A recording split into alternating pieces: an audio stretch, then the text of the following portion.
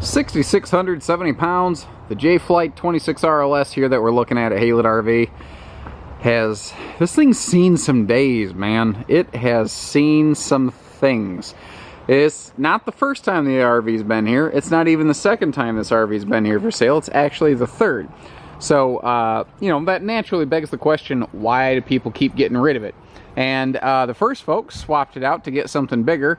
And as far as I can tell, the second folks, the current owners, we're selling this on consignment, which don't let that screw your head up. We can still do hitching, pieces, parts, trades, financing, truck and trailer package deals, RV delivery. We still do everything, whether we're selling it, whether it's on consignment, whatever. But I think they're just done camping. I think this may have been a situation of something of like a temporary housing. The folks basically pretty much lived in it all summer, and now she's back. Now, outside, it's held up well. It looks like it, you know, it's been well kept. We've got power awning, power tongue jack, power stabilizers back when that was all first just coming available on the market. You see that stuff all over the place nowadays. You take it for granted, but you know, believe it or not, ladies and gentlemen, there was a time where that stuff was not everywhere.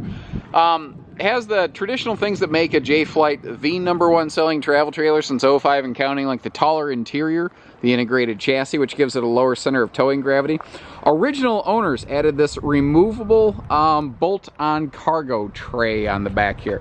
If you don't want this thing hanging off the back of your camper, it's very simple. It's just a U-bolt holding it onto the very end of the I-beam on the chassis. It can be removed. No big deal. It's not welded or something like that. I like the wolf graphic on the back window here. As Alan from The Hangover said, I always considered myself something of a one-man wolf pack. That movie, I tell you. Anyway, overall, other than maybe just a quick little surface bath, it really is actually held up pretty well. It sat most of its time parked. It didn't get towed a lot. This was back when Jayco was using wider planks on their entry steps. That was one of the things I kind of noticed on this. Now, once we get in here, the furniture has been moved all over this thing a couple times.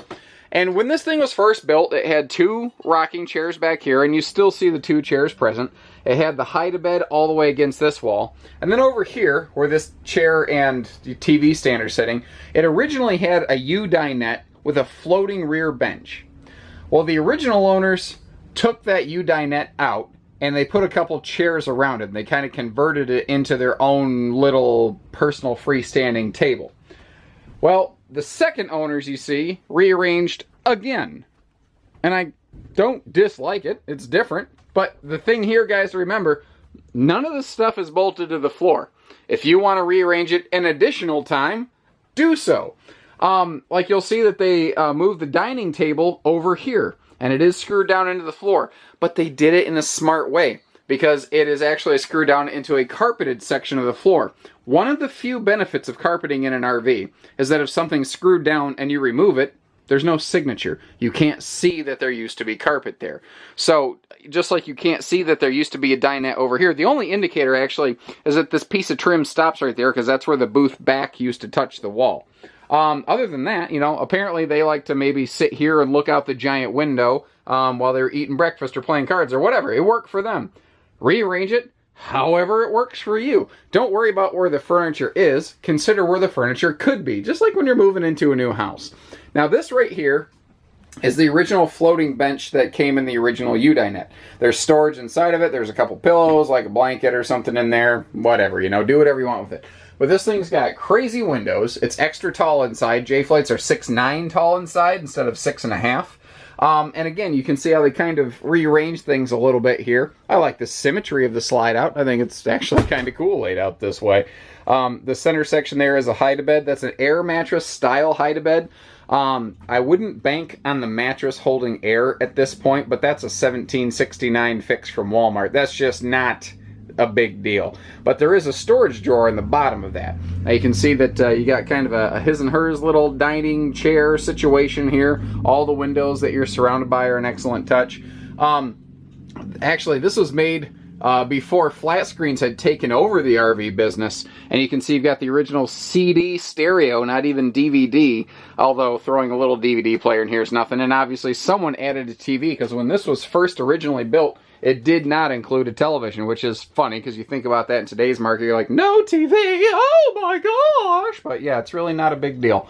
So taller overhead cabinet, since we got a taller coach. This has actually something you see even in today's J-Flights, an 8 cubic foot fridge freezer. The refrigerator in this is 33% larger than what you typically find in travel trailers, even today, let alone when this was built. That was not common. Almost no travel trailers had a bigger fridge like that. You know, you've got big drawers down here. They didn't waste an ounce of the storage space. You have a hidden control center up here, so you can keep the grandkids away from your bells and whistles and switches. Central air in the ceiling, central heat in the floor. You know, it's got all the things you need for a little run-around couples camping thing. If, you've never had an RV before and you're looking to get started, this is a great little starter camper because it's a good couples floor plan. You can kind of conform it to your needs, and because it's already kind of been Frankensteined, it's been ripped apart and put back together from the furniture perspective, you can kind of feel free to play with it a little bit without worrying like, oh my gosh, am I going to destroy my resale value, which is something you have to consider on a new RV if you want to remodel it. Normal front bedroom, walk-around bed, nothing too flashy fancy here. Looks like previous owners put a little fan over there. Although this is kind of nice. Up here, again, before we had flat screens were everywhere and you still had to set a TV on top of something, J-Flights had these big corner storage things that are just absolutely invaluable.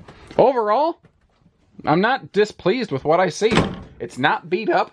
It's not dirty. It's different because of the way that they rearrange the furniture, but who cares? Rearrange the furniture back to however you want, The fact is, you look through it, it was used a lot, it was actively maintained, the cabinets aren't scarred and dug up, the countertops aren't chipped and they're not swollen from water damage or anything.